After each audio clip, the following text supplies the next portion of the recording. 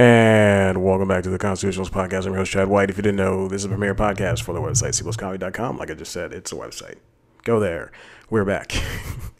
After, 4 weeks off? Something like that. I'm adjusting the microphone because it has been a long time since I've done this. So I decided to change up the way things look a little bit. I moved the A-cam to... This does not sound good at all. Let's see. Hello. Okay, even better. I'm sitting in the position I did not want to sit in. We're back. I took 4 weeks off of this show. Didn't want to continue doing it. Got to be plain, simple, and honest. Constitutionals is hard.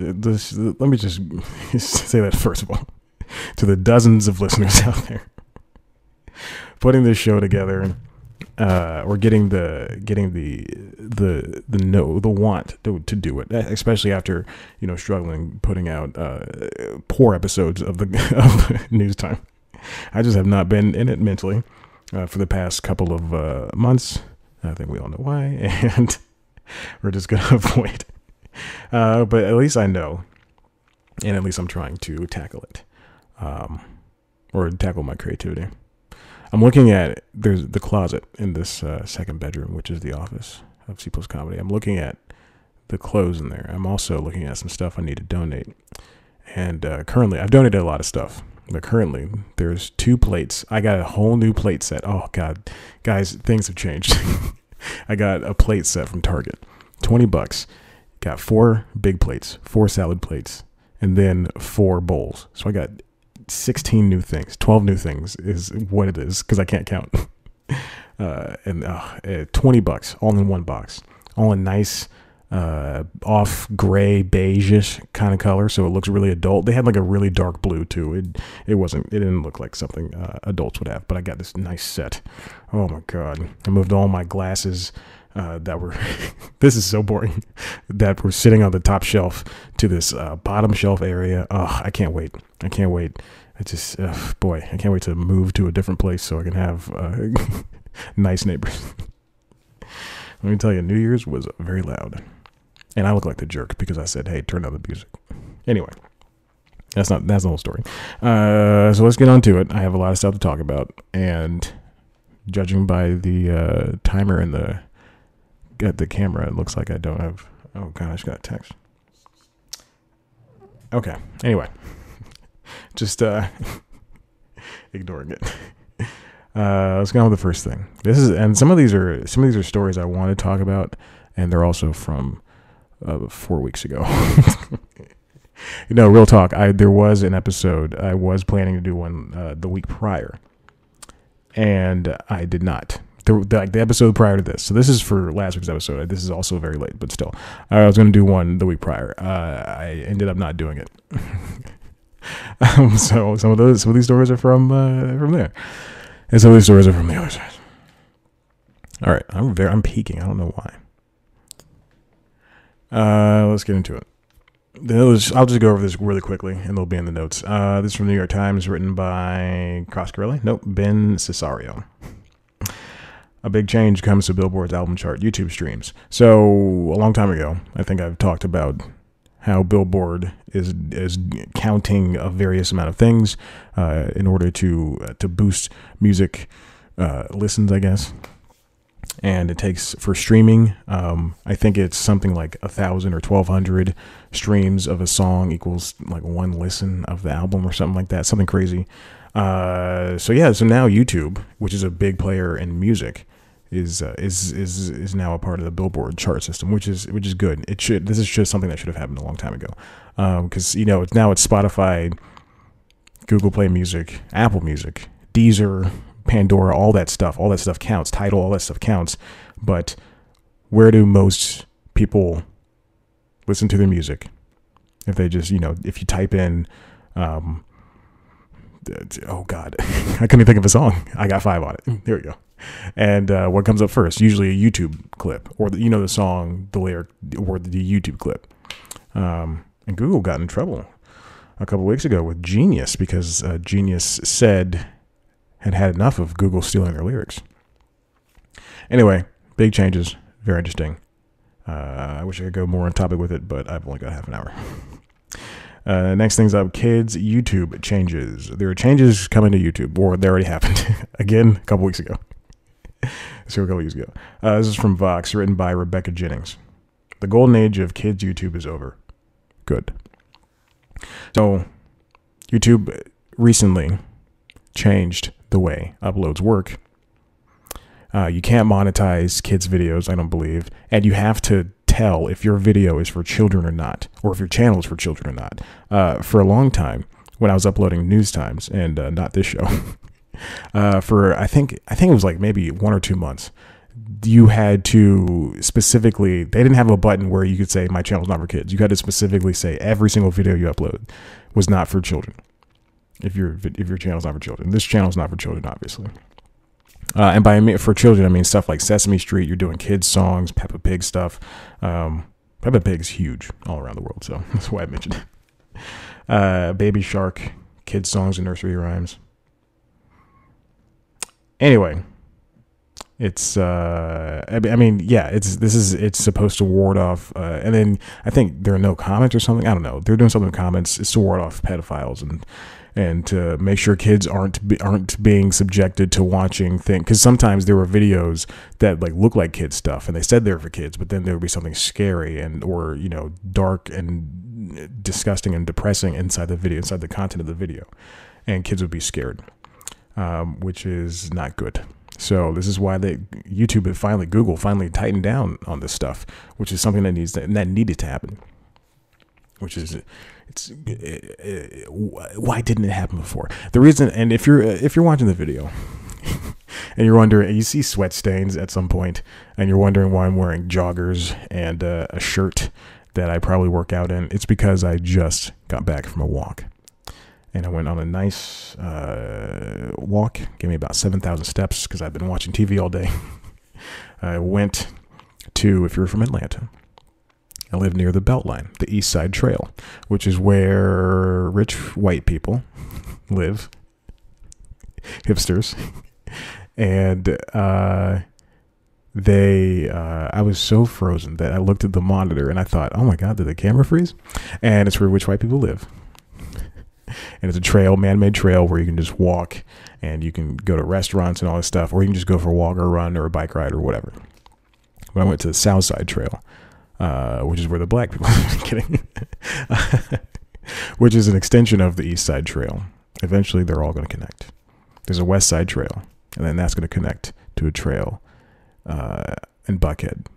And then the Buckhead Trail, and then all that stuff's going to connect to a trail that goes to Alabama. I swear to God, it's a thing that's happening. I promise you. Every time I tell somebody that, they say no, that's not how it's happening. And I bring up this article I saw on Curbed, Atlanta.curb.com or whatever. Anyway, kids videos. There you go. I'm still very sweaty from this walk I just took. It was an hour and 7 minutes by myself. Everybody else was dressed better than me. Had dogs and families. I was just alone, wearing my Beats. Not this headphones, because that'd be weird. Next up, Apple. Richard Plepler. They're in business together.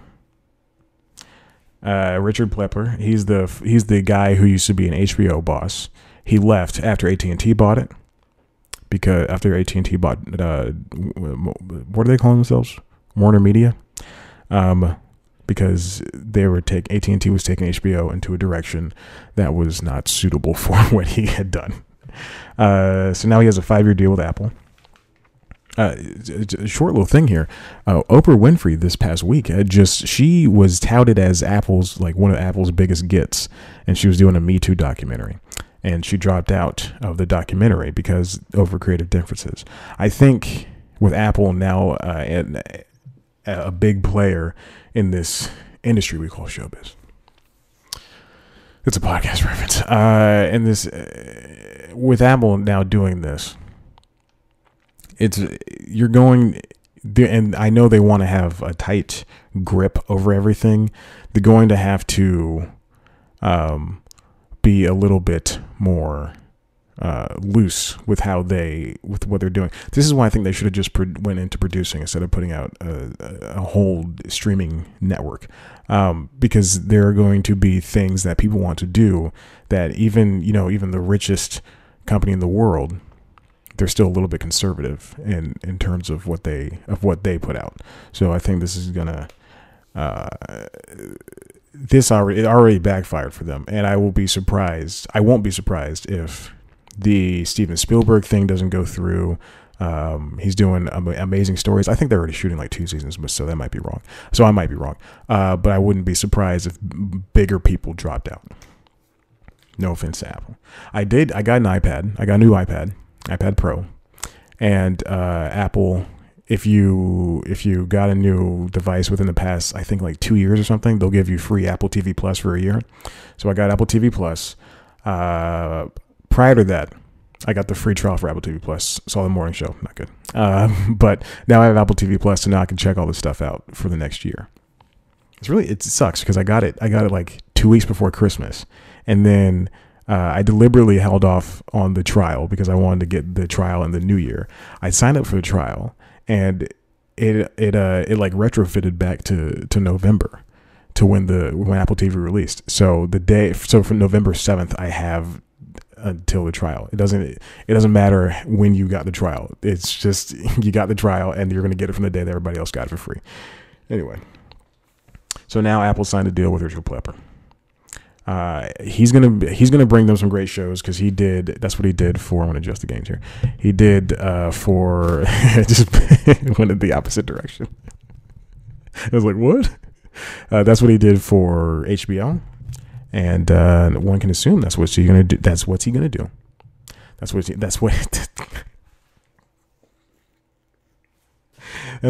do for. Oh, sorry. What he's gonna do for whatchamacallit. What am I doing right now? Okay. All right. So we'll see how that pans out. We won't see but it's a very good write-up that was on the New York Times, written by, shoot. I will not change this show. I will not curse on the show. John Coblin, who wrote it. But wouldn't it be nice for me to curse on this? Oh, I also made a new portfolio site. You can go to chadcwhite.myportfolio.com. Check out my portfolio, please, and hire me. Give me a good TV job. Next up, IGN's review scale gets a little bit simpler. IGN, they've been flirting with the review scale of doing what was the first review scale? I think it was years and years and years ago. They used to do like presentation, gameplay. They used to get all that stuff out and give like numerical scores to that, like out of like 1 to 10 on a 100-point scale, and then they would add all that up, and then that would be the score for the game. And then they moved to just a regular 100-point scale for a game in total, and then they moved to 1 to 10, and then they moved back to 100-point, and now they're finally at 1 to 10 again. So there you go. And then Dan Stapleton, who is the executive editor, I believe, at IGN, he wrote this piece up called Announcement: IGN's Review Scale Just Got Simpler. So they're just going to do the same thing for everything. So they're not going to be giving out 7.1s or 8.9s or even 6.5s. They're going to be given 1s, 2s, 3s, 4s, 5s, 6s, 7s, 9s, and 10s. That's nice to see. It's been 23 years. IGN's 23 years old. Wow. I'm older than IGN. Again, reviews are stupid, so take that as how you will. When we come back, CollegeHumor, massive layoffs, women in film, whites in film. What do you like about this?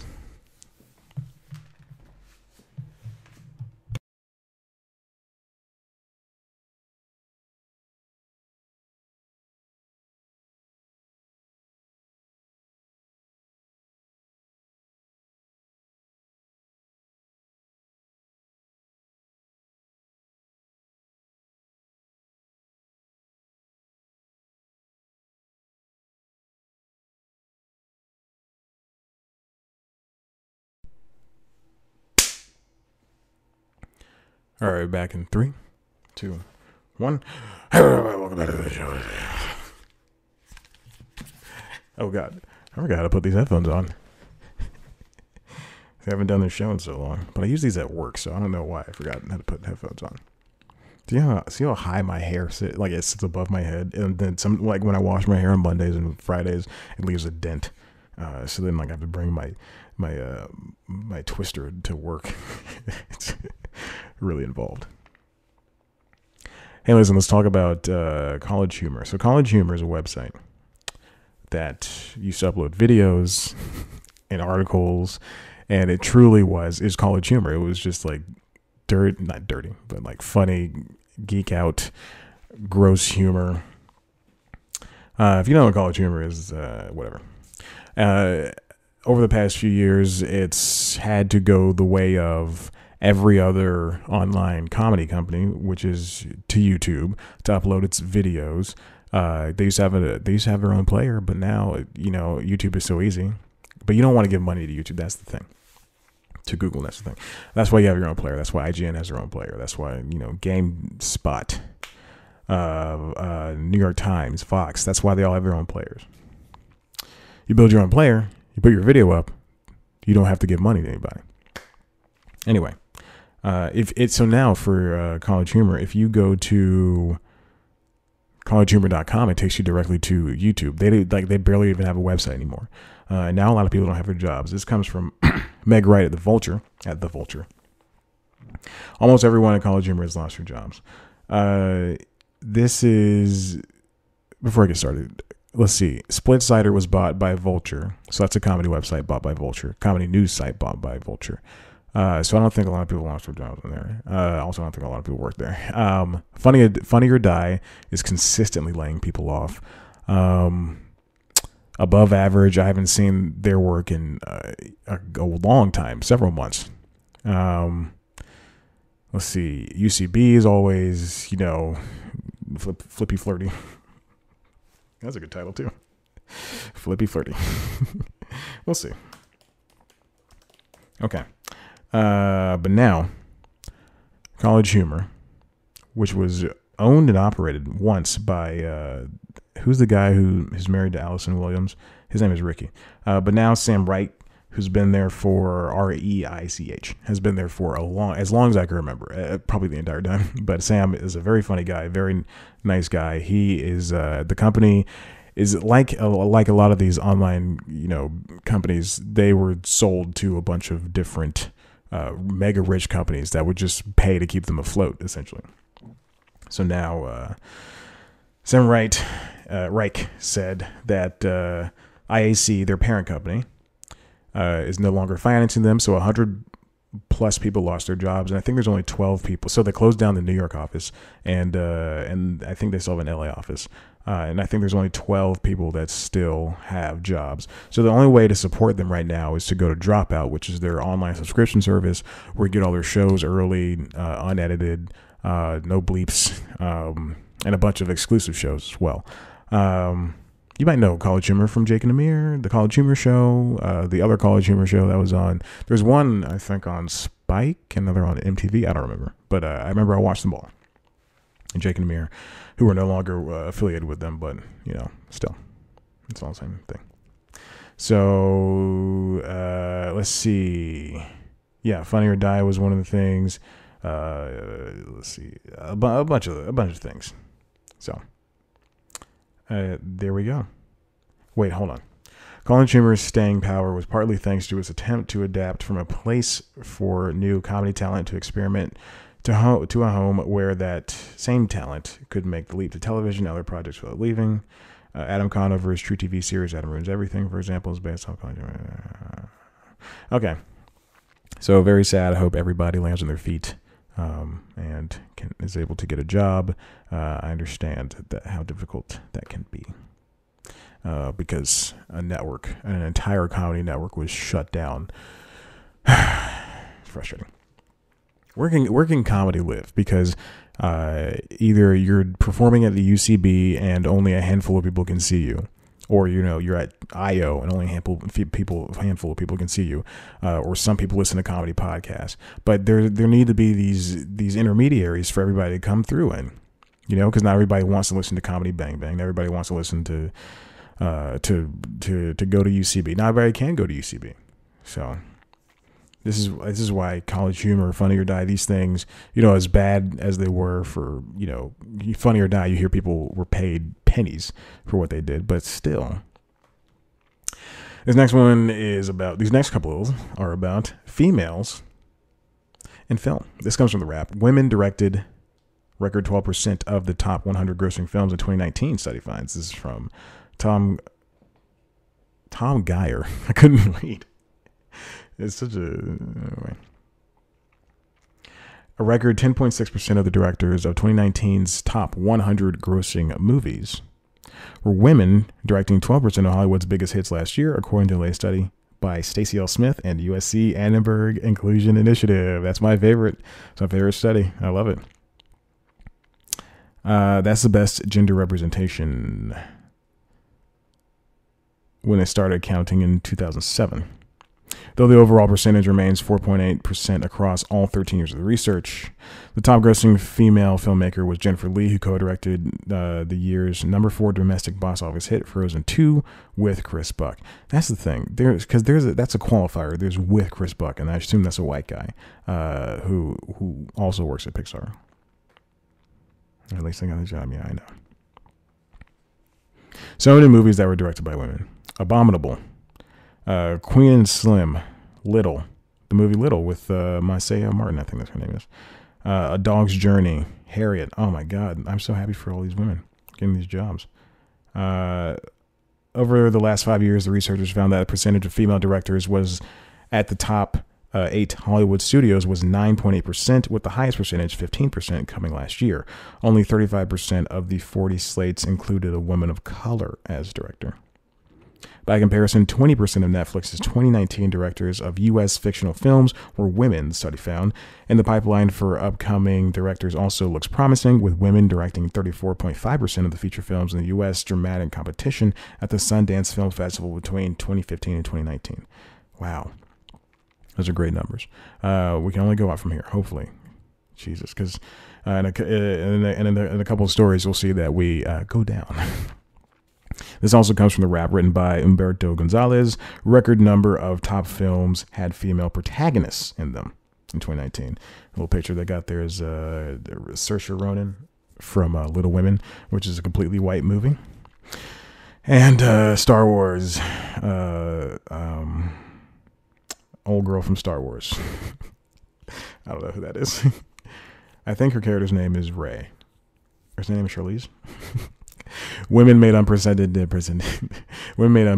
gains as protagonists in top grossing films in 2019, according to the latest It's a Man, Celluloid World report released Wednesday by Dr. Martha Lausen, executive director of the Center for the Study of Women in Television and Film at the San Diego State University.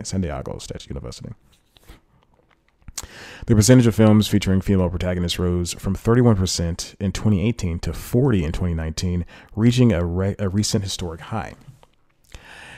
43% of films featured a male protagonist, 17% had ensemble. 17%, excuse me. The study defines protagonists as characters from whose perspective the story is told, blah, blah, blah. In 2019, so I guess Avengers did not pass that.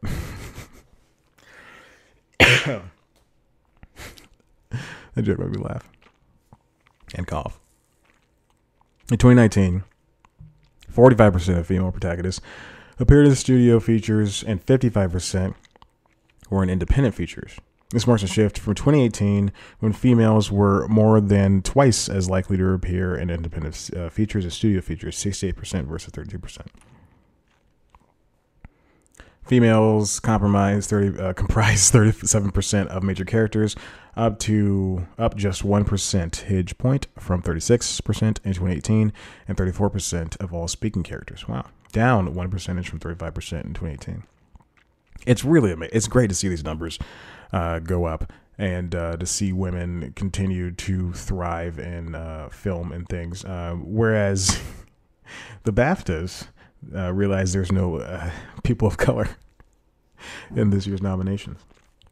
Now, this is something I was thinking about on my walk. I was listening to the IndieWire podcast, and it's a podcast where they talk to directors, to writers, to producers, to actors in the film world. And the episode I was listening to was Olivia Wilde. She was the subject. Olivia Wilde, actress, also directed Booksmart, one of the best movies of last year. And it's a comedy. And it stars the women. And I was thinking, and they were talking about how all these women directors and Greta Gerwig. They were talking about Greta Gerwig in particular, and it got me thinking. White women are really having a great year. You know, I understand there's a lot of bad things can happen to white women that cannot happen to anybody else. But white women are having a great year. Little Women, Booksmart, Marvelous Mrs. Maisel. You're getting all the acting and directing jobs. You're starring in superhero movies. But that's just for, and I can't stress this enough. This is not just for, it's not for every woman. It's for white women, and white women are just, and no one ever takes that into account. The movies like Little Women, they come out and they think it's women empowerment and female empowerment, all this stuff. And, but that's, women of color are overlooked. Black women, Asian women, Spanish women, no one is going, they're not benefiting from this Little Women movie. I looked at the character list, the IMDb list. There's not that many people of color on there. There's none. I have no interest in seeing that movie. That's going to be one of my things for this year. No matter how good a movie is, if it's the movie Knives Out, written by Rian Johnson, he's a guy who did a Star Wars. If there's one person of color in it, I understand it's a movie about a family, a white family, but if there's just one person of color in it, I'm still gonna hold that accountable. I'm gonna be like, hey, every time someone says no matter how good a movie is, they're like, oh, this movie's so good, I'm gonna go. But not that many people of color in it, not that many women of color in it. Okay. Mark Samuelson, the chair of the BAFTA. BAFTAs are the British, basically British Academy Awards. And they do film and television, all that stuff. Mark Samuelson, he said it's infuriating. He's the chair of the BAFTA Film Committee. So he voted along with everybody else and said that it's infuriating lack of diversity in the acting noms. There's lack of diversity all over, son. He called and then the entire committee called on the industry to change, which is funny because today I just watched Last Black Man in San Francisco. They could have just as easily said, hey, that movie's good. Let's nominate these actors. Let's nominate the director's white. Let's nominate the actors. Let's nominate the writers. Director also wrote. So. But let's nominate Parasite. They could have just as easily. If you're going to do it, don't do it a part of the way. It's just laziness on their part. BAFTA faced a barrage of criticism after all of the 20 main acting nominations in the 2020 BAFTA Film Awards went to white actors. And once again, there was an all-male list of Best Director noms. I mean, come on. It's just ridiculous. I don't want to read too much of that because I have to do one more thing because that kind of ties into the film and TV diversity. What changed in 2019 and what's next in 2020. This is just a little write-up from Dino Ray Ramos. Oh, my phone is being called. Oh, I'm getting a phone call. If you would, please excuse me. All right, we're doing this. This is the second time I'm recording this ending. I got a phone call. It lasted 20-something minutes. So it actually lasted half an hour. Anyway. All right, let's listen to this one more time. Listen, if you like where's your head on over to our website, cpluscomedy.com. I'm not going to do the last story. It's diversity in film. It's gotten a little bit better. Anyway, YouTube, cpluscomedy.com/cpluscomedy, cpluscomedy.com. We can see interviews, such as my one with Craig Ferguson, Daniel Van Kirk, and the upcoming Nicholas Coombe, who was in the Dora the Explorer movie, one of the main characters, and now he's going to be in 68 Whiskey, which is premiering on Wednesday, January 15th on Paramount Network. They did not ask me to promote this, but I'm promoting the interview, so I guess I'm going to have to do this anyway. And he's going to be on that show.